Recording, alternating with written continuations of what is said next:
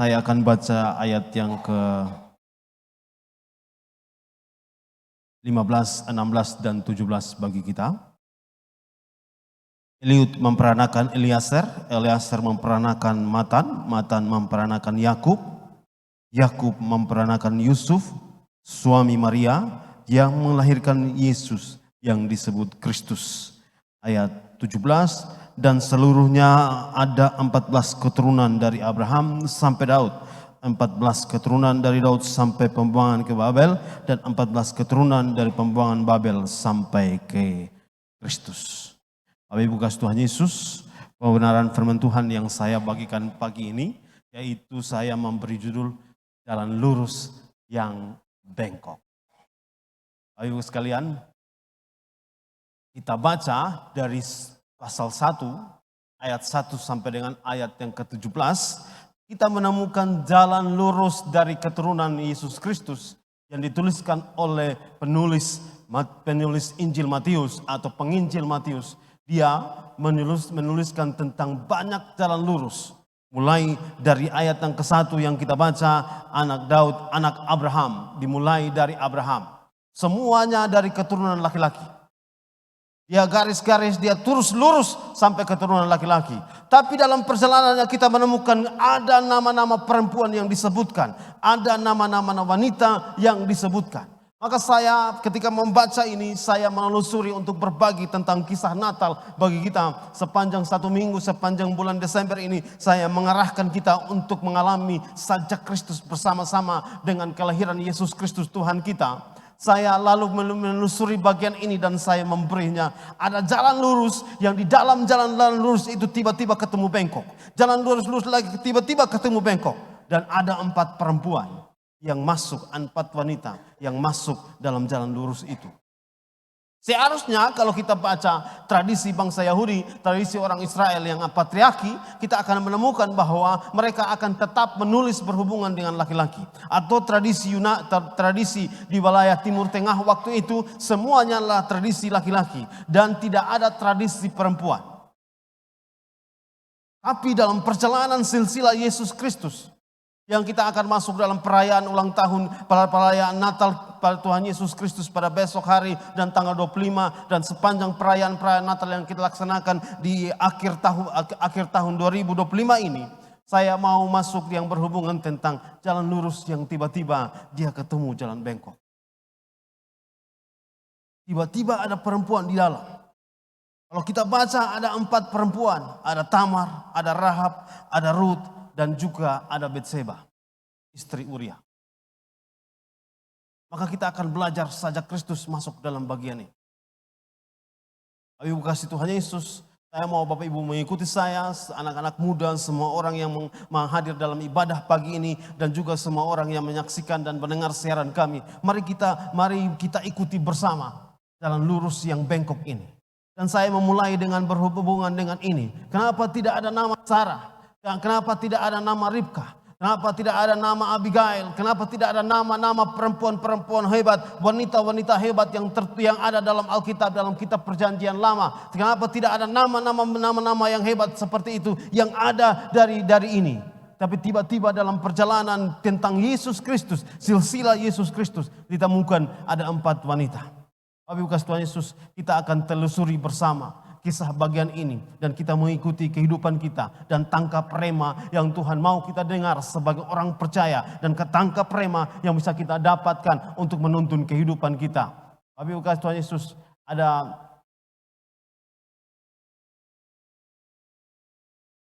lanjut.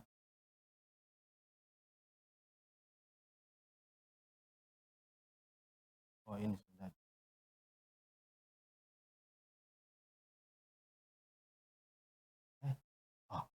Ya. Bapak sekalian, pertama kita akan belajar tentang Tamar. Kita baca dalam kitab Kejadian pasal 38 berhubungan tentang Tamar. Kalau di ayat yang kita baca sampai di ayat yang ketiga, kita mulai menemukan tentang Tamar. Dari kisah Abraham, dia turun, dia sampai ke Yehuda, Begitu sampai di Yehuda, nama Tamar disebut. Saya memberi subjudul Tamar putus asa. Baca kitab Kejadian pasal 38. Kita menemukan bahwa Tamar adalah bagian dari keluarga Yehuda. Tapi karena suaminya meninggal, maka kemudian dia mengalami putus asa. Saya menyebut tentang Tamar ini adalah pribadi yang diabaikan oleh keluarga. Karena Yehuda ketika dia tahu tentang hukum dari bangsa Yahudi yang ditetapkan sesuai dengan apa yang disampaikan dalam Alkitab. Dia tahu bahwa setelah itu dia harus menyerahkan anaknya untuk menikah dengan Tamar. Tapi kemudian Yehuda tidak mengambil keputusan itu. Tamar dalam keadaan putus asa sebagai seorang perempuan, sebagai seorang wanita. Karena itu ketika dia putus asa, kita baca dalam kitab Kejadian pasal 38, dia lalu mengambil keputusan yang sangat drastis. Tapi bukan Tuhan Yesus, kalau kita membaca kisah tentang Tamar yang berdosa, Tamar yang mengambil keputusan dosa. Saya akan masuk berhubungan dengan putus asa. Putus asa adalah kondisi di mana seseorang sudah hilang harapan. Putus asa adalah kondisi di mana orang sudah hilang tujuan. Putus asa adalah kondisi di mana orang sudah tidak punya lagi makna untuk apa dia hidup. Karena itu segala sesuatu yang dia hidup, dia bangga, dia bisa melakukan bagian-bagian penting apa yang menjadi passion dia, apa yang menjadi semangat dia bisa melakukannya, berangsur-angsur dia hilang.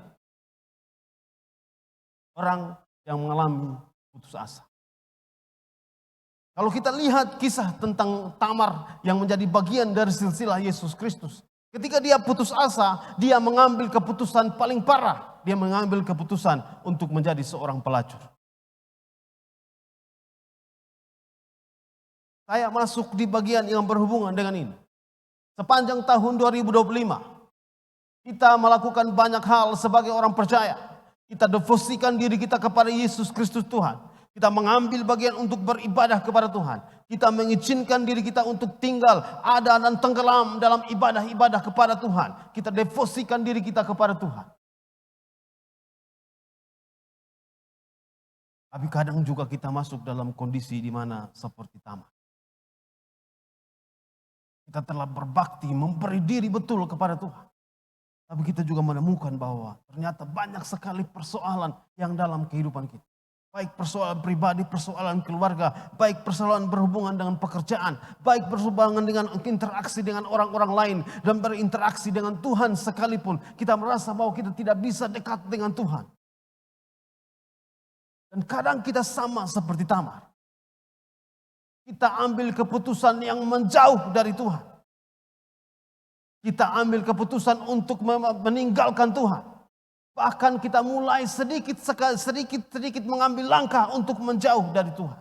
Tidak jauh, tapi ambil dekat-dekat sedikit-sedikit.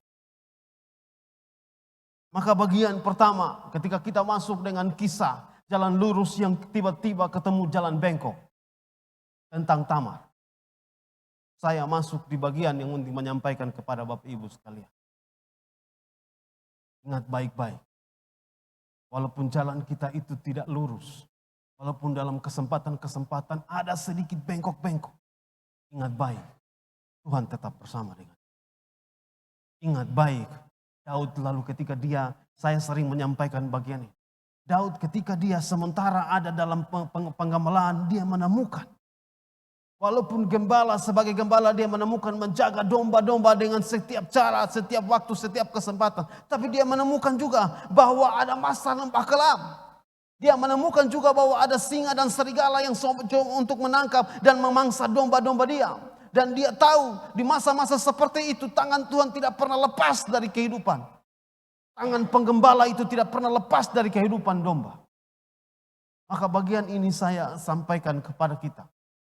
Mungkin kemarin-kemarin, mungkin hari-hari yang kita lewati sampai dengan bulan November kita menemukan kita masuk dalam masa di mana kita putus asa.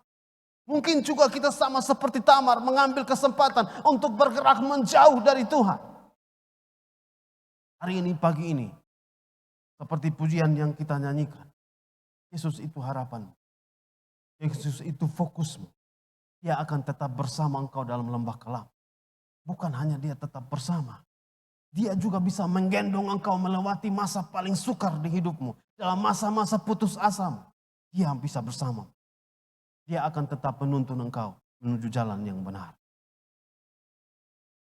Yesus dalam dari silsilah yang kita baca yang dicatat oleh penginjil Lukas, penginjil Matius. Kita baca bagian ini, kita menemukan Yesus yang maha besar, Tuhan yang kita sembah. Kalau baca silsilah-silahnya, dalam darahnya itu mengalir ini. Mengalir ada masa putus asa. Tapi Bapak Ibu tahu hari ini, Yesus adalah harapan bagi semua bangsa. Harapan bagi kita sekalian. Maka saya kembali kepada Bapak Ibu sekalian pagi ini.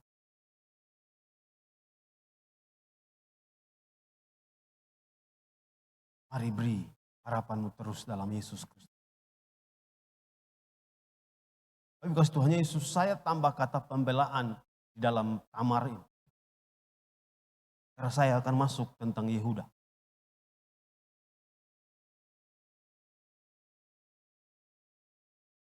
Bapak Ibu menemukan Yehuda dalam kitab Kejadian pasal 38. Atau yang kita baca dari kitab Matius pasal 1. Kita menemukan Yehuda. Apa yang terjadi dengan Yehuda? Dia keluar dari komunitas. Dia menjauh dari komunitas saudara-saudaranya. Karena itu ketika dia keluar dari komunitas saudara-saudaranya, dia keluar dari komunitas orang-orang yang mengakui Allah semesta alam. Dia keluar dari komunitas itu, maka dia menikah dengan orang yang tidak percaya dengan Allah semesta alam. Akibatnya, dia menghasilkan anak-anak yang jahat. Kalau kita baca kitab Kejadian pasal 8, anak-anak yang ada bagian dari itu anak yang jahat. Kemudian ada mereka ada Onan, anak yang jahat. Kalau kita baca bagian tentang Yehuda. Karena apa? Dia keluar dari komunitas. Dia tidak mau terikat dengan komunitas yang ada. Ayo kasih Tuhan Yesus. Kita masuk lagi tentang Yehuda dalam bagian ini. Saya mau mengajak ke Bapak Ibu sekalian. Karena menjauh dari komunitas. Karena tidak terikat dalam komunitas. Maka dia tidak diasah. Maka dia tidak dikikis setiap karakter-karakter yang mengandung kesalahan dalam kehidupannya. Dia tidak dikikis. Hal yang mengikat dia yang membuat dia tidak baik di hadapan Allah. Dia tidak bisa mempersembahkan kehidupannya sebagai kehidupan dengan janji kepada Allah semesta alam itu tidak bisa dikikis. Karena komunitaslah yang bisa mengikis hal-hal yang berhubungan dengan kesalahan-kesalahan kita. Maka saya juga membawa kita untuk mengantar bagian ini. Yang berhubungan dengan Tamar dan berhubungan dengan Yehuda dalam berhubungan dengan kisah dari kelahiran dari silsilah Yesus Kristus. Jika hari ini, jika situasi, jika pekerjaan, jika beban kerja, jika beban pelayanan, jika beban kehidupan, jika beban keluarga, sementara menarik engkau untuk menjauh dari komunitasmu sebagai orang percaya. Kita sementara, Bapak, Ibu, Saudara semua, sementara berupaya untuk menjauh dari terikatnya diri kita dengan Tuhan. Dalam komsel-komsel kita menyebut dan mengingat apa yang diajarkan oleh Opa, berhubungan dan selalu tunjuk tentang salib di mimbar kita. Saya pernah untuk mau mengganti salib ini dengan lambang Gereja Betel Indonesia, lambang GBI Mawar Saron di depan. Karena saya ingat beliau selalu taruh-taruh bagian ini, maka saya ulang bagian ini. Tentang orang percaya itu adalah hubungan vertikal kita dengan Tuhan. Dan tentang orang percaya itu berhubungan dengan horizontal kita sesama orang percaya. Yang sering Opa sampaikan. Maka saya menyampaikan begini. Kalau ada orang percaya yang dia merasa bahwa dia lebih benar dari semua orang. Dan dia tidak mau terikat dalam sebuah komunitas orang percaya. Dia sementara menaruh diri dia untuk tidak terkikis dalam hal-hal karakter yang tidak searah dengan jejak Kristus. Dia sebenarnya mau. Bapak Ibu kasih Tuhan Yesus, saya masuk dengan bagian tentang Tamar ini. Tercatat tidak ada bagian penting dalam kehidupan. Dia salah. Tapi kita menemukan pembelaan. Kita menemukan Yehuda ketika dalam kitab Kejadian pasal 38 ini. Setelah akhirnya Yehuda tahu bahwa dia yang bersalah. Maka Yehuda mengambil keputusan untuk bertanggung jawab. Dia bilang kepada semua orang yang mengadili pada waktu itu. Dalam kitab Kejadian 38 bahwa Tamar lebih benar dari Yehuda. Yehuda bilang begini, dia lebih benar dari saya. Maka saya mau masuk di bagian ini yang berhubungan dengan ini. Kadang-kadang kita buat kesalahan. Kadang-kadang kita, mungkin juga kadang-kadang sering kita buat kesalahan. Kadang-kadang itu kita sama seperti Adam dan Hawa. Ketika mulai mengambil kesalahan-kesalahan, kita lalu menuduh orang lain yang salah. Adam tuduh kepada Hawa, Hawa tuduh kepada Adam. Tidak ada cara lain lagi, mereka tuduh ke ular. Pada saat dia melakukan kesalahan, Adam dan Hawa ini melakukan kesalahan dengan mereka tuduh orang lain yang melakukan kesalahan. Dan mereka tidak pernah salah. Kalau kita baca Kejadian pasal 38, kita ketemu bahwa ketika Yehuda tahu bahwa itu karena kesalahan dia ambil keputusan bahwa memang dia salah. Dan dia mengambil keputusan untuk membela Tamar. Hari ini saya ingin menyampaikan ini bagian ini.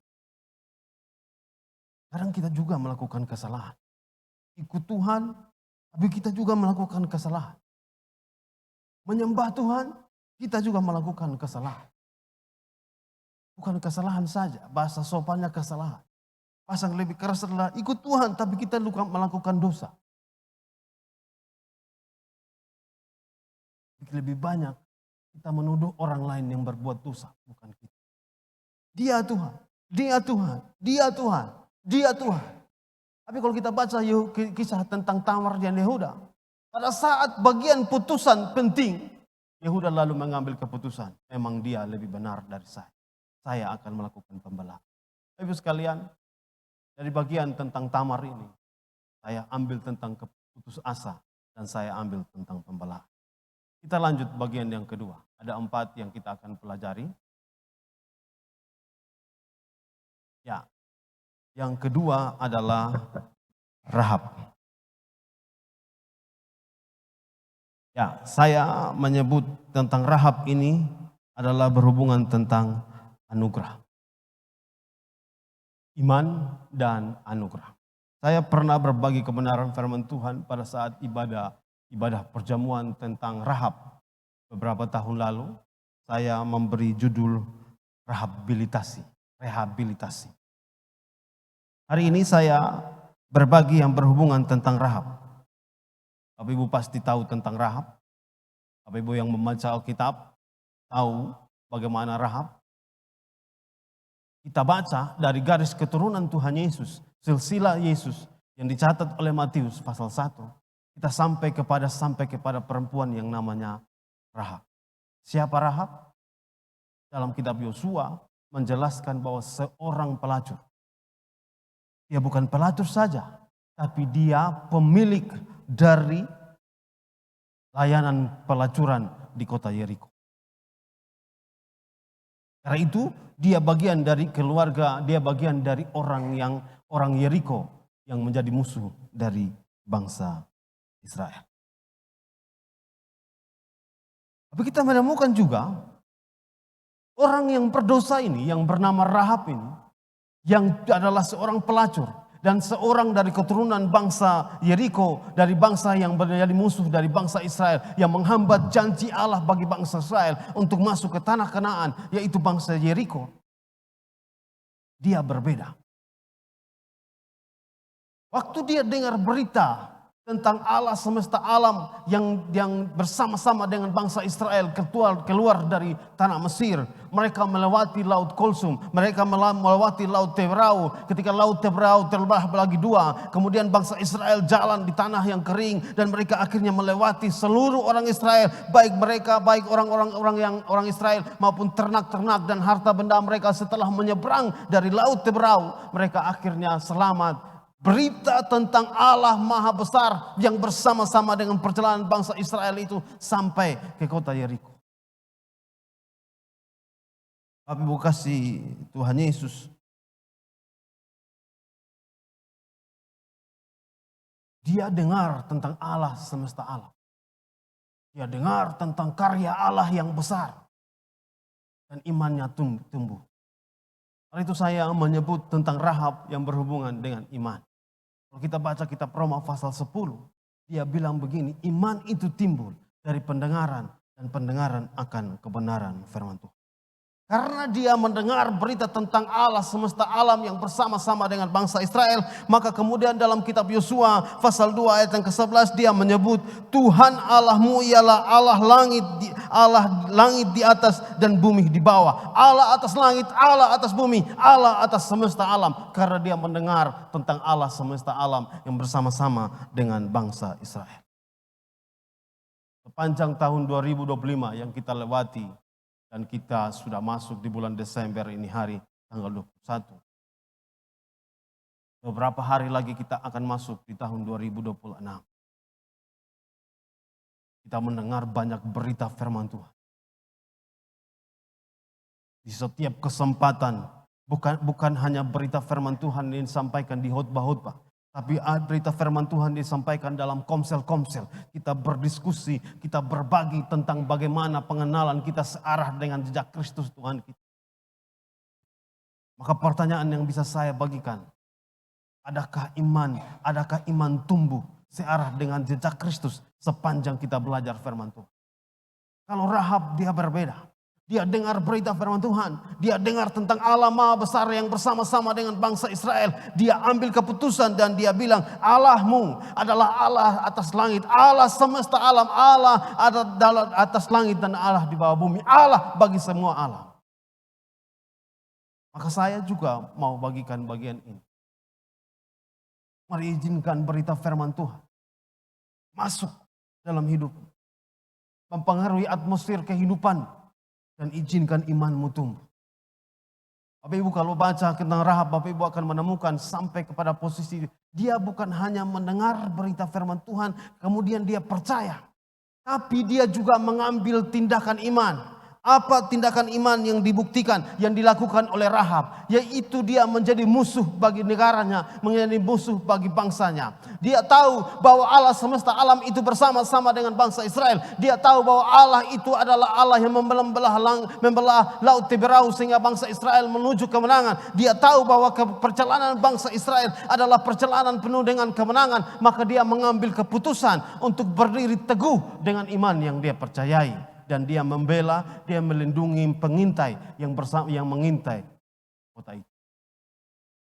Maka bagian ini yang saya mau sampaikan kepada kita. Mendengar berita firman Tuhan. Mempercayai bahwa itu benar. Dan mengakui bahwa Allah yang besar di dalam nama Tuhan Yesus dalam kehidupan kita itu baik. Tapi Alkitab juga menjelaskan bahwa perlu ambil tindakan. Dan perlu berdiri teguh dengan kebenaran firman Tuhan yang kau percayai. Bagaimana Rahab dikucilkan. Bagaimana semua berupaya untuk menangkap Rahab karena peristiwa dia menyelamatkan dari dua pengintai ini. Tapi dia mengambil tindakan iman. Kadang orang percaya itu mengakui Tuhan. Kadang orang percaya itu mempercayai berita firman Tuhan. Baik berita firman Tuhan melalui ibadah-ibadah minggu. Bahkan berita firman Tuhan melalui khotbah-khotbah yang kita nonton di YouTube atau di media sosial. Kita berita firman Tuhan yang besar. Kadang kita percaya. Tapi dia hanya sebatas sampai pengetahuan. Maka saya mengulang apa yang saya bagikan minggu lalu. Tentang seorang yang menanti-nantikan janji Tuhan yang bernama Simeon. Walaupun semua orang melakukan aktivitas ibadah. tapi mereka tidak mengenal Tuhan semesta alam, yaitu Yesus Kristus yang datang. Simeon mengenal. Dia tahu ini Tuhan semesta. Tapi bekas Tuhan Yesus, saya mau kita mengambil tindakan iman kita. Bagian berikut yang saya mau bagikan. Setelah Rahab. Ini slide jadi. Ya. Kita lanjut. Rut. Kalau Rahab itu dia orang bukan bagian dari dia, ada dua kategori. Dia bukan orang percaya, bukan bagian dari bangsa Israel, tidak perlu diselamatkan. Jadi kedua dia pelacur. Tapi nama dia tercatat dalam silsilah Yesus Kristus karena anugerah. Sekarang saya masuk tentang Rut. Bapak Ibu pasti tahu tentang Rut. Bapak Ibu sudah baca tentang Rut. Peristiwa tentang Rut Bapak Ibu juga sudah hafal baik-baik. Saya akan masuk yang berhubungan tentang Rut dan membawa kita. Kenapa namanya disebut? Rut ini suaminya meninggal.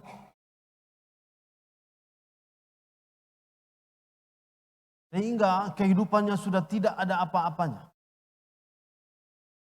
Tapi karena kehidupan keluarganya yang mendapat masalah besar karena suami Naomi dan juga suaminya dan anak-anaknya semua meninggal.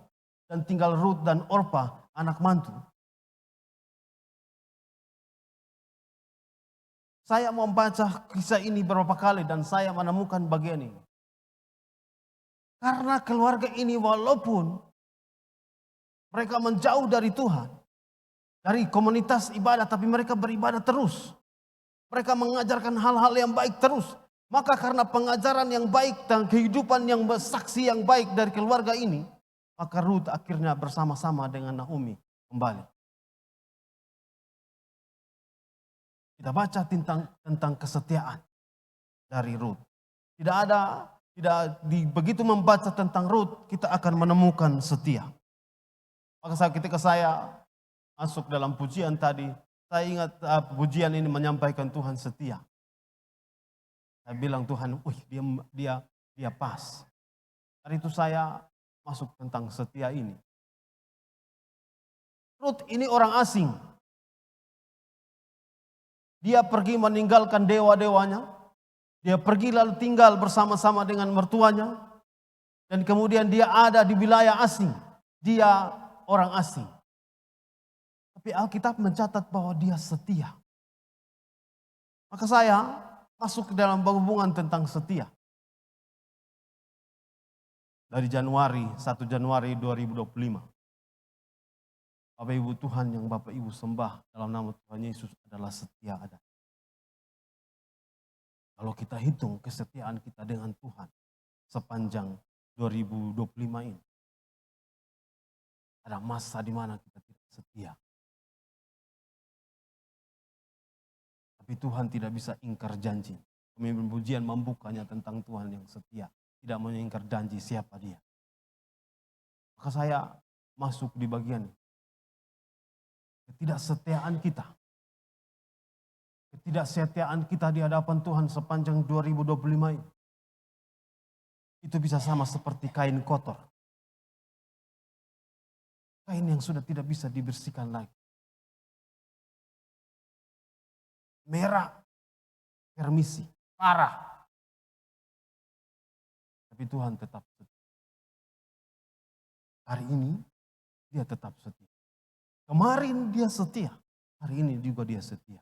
Selanjutnya dia tetap setia. Rut ini setia di negeri asing. Dia menyampaikan tentang Allahmu adalah Allahku ketika dia bicara dengan Naomi. Ketika Orpa sudah meninggalkan mereka dan tinggal hanya Rut. Lalu Rut menyampaikan bahwa Allahmu adalah Allah. Bapak Ibu kekasih Tuhan Yesus, Maka saya di bagian ini, saya hanya masuk tentang kesetiaan. Dan saya masuk tentang negeri asing. Kewargaan kita dalam kitab perjanjian baru adalah kewargaan kerajaan Allah.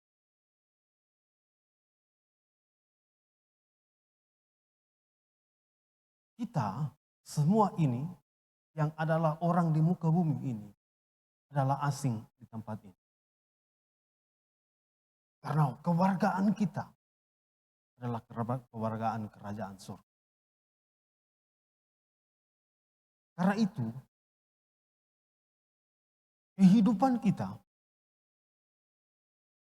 tidak harus sama seperti kehidupan di dunia ini.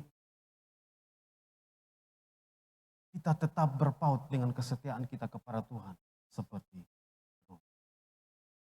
Saya mengulang apa yang saya sampaikan beberapa waktu lalu tentang ikan. Ikan itu kalau dia ikut arus pasti dia mati. Tapi kalau dia lawan arus dia pasti hidup. Orang percaya itu. Yang adalah warga negara asing di bumi ini, di dunia ini. Karena kewargaannya adalah kewargaan sorga. Akan bisa menjadi hidup. Kalau dia tetap berdiri teguh dan melawan arus-arus dunia yang tidak baik yang kita tahu hari ini. Arus-arus dunia yang masuk mengikis setiap kesempatan. Termasuk arus dunia yang masuk mengikis keluarga. Besok kita akan merayakan Natal Gereja Mawar Saron yang berhubungan dengan Allah datang untuk menyelamatkan keluarga. Saya juga masuk di bagian ini. Sebagai bagian dari keluarga orang percaya.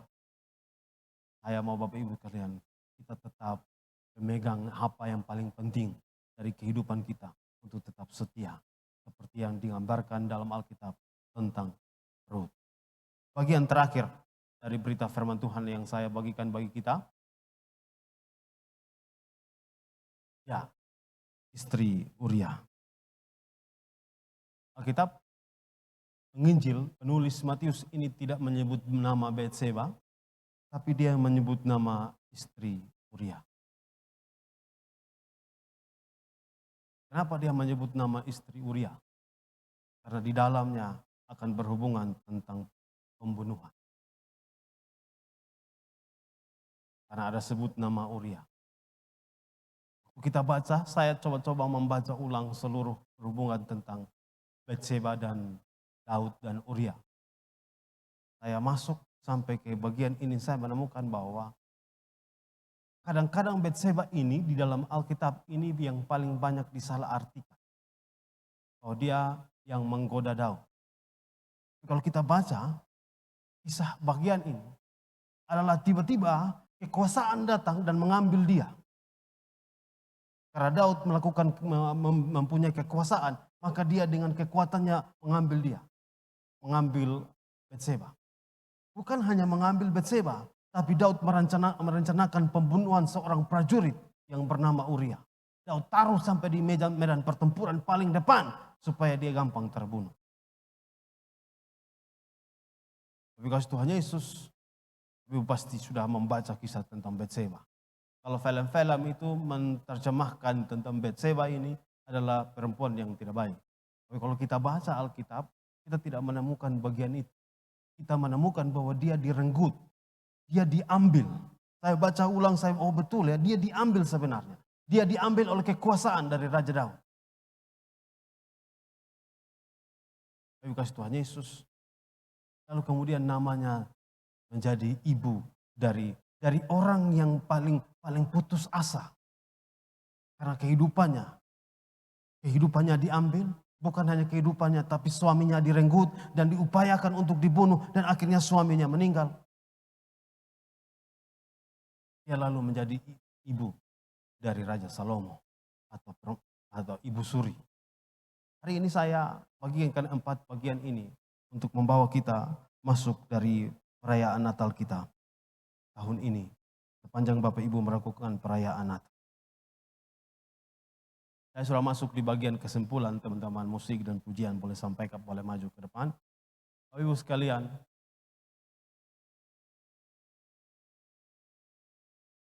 Tidak ada yang terlalu kotor. Tidak ada yang terlalu berdosa yang tidak bisa dipulihkan oleh Allah. Kita menemukan Tamar, kita menemukan Ruth, Rahab, kita menemukan Rahab, orang Yeriko, yang adalah seorang pelacur. Kita menemukan Rahab, kita menemukan Ruth, orang Moab. Dalam kitab Ulangan itu orang Moab tidak boleh masuk dalam bilangan orang percaya, orang Israel. Tidak boleh. Tapi kita menemukan bagian namanya disebut dari silsilah Yesus.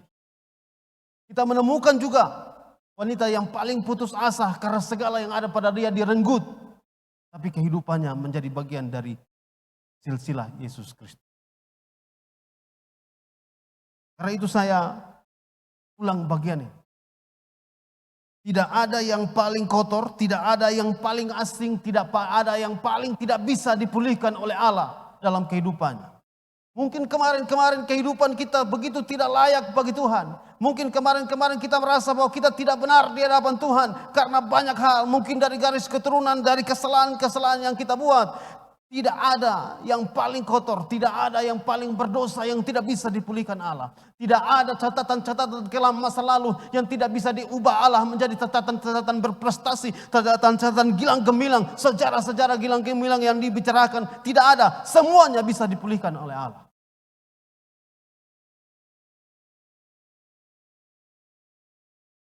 Seorang asing, seorang berdosa, seorang yang tidak boleh tercatat dalam kehidupan orang Israel pada waktu itu, tapi dicatat sebagai bagian dari Yesus Kristus. Maka saya ulang bagian ini. Dari catatan silsilah Yesus Kristus, dari darah dari Yesus Kristus yang mengalir di Yesus Kristus yang kita sembah hari ini, ada bicara tentang orang putus asa yang bernama Tamar. Ada bicara tentang Rahab, seorang pelacur yang tidak terhitung sebagai bagian orang Israel, tapi karena iman. Kalau kita baca Rahab, kita menemukan juga bahwa dia salah satu dari perempuan pahlawan iman yang dicatat oleh kitab Ibrani. Hari itu pagi ini saya mau mengarahkan kita dalam perayaan Natal.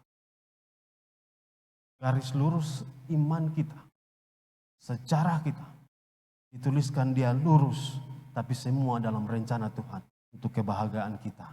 Dalam perjumpaan kita dengan Yesus Kristus Tuhan. Maka saya mengerahkan Bapak Ibu sekalian. Alamilah perjumpaan dalam perayaan Natal. Sepanjang perayaan Natal yang kita selenggarakan. Baik di gereja, baik di rumah. Baik dengan keluarga-keluarga handai tolan kita. Alamilah perayaan Natal ini. Dengan fokus pada rancangan Allah yang selalu ada untuk kebaikan setiap. Amin. Untuk berita firman Tuhan.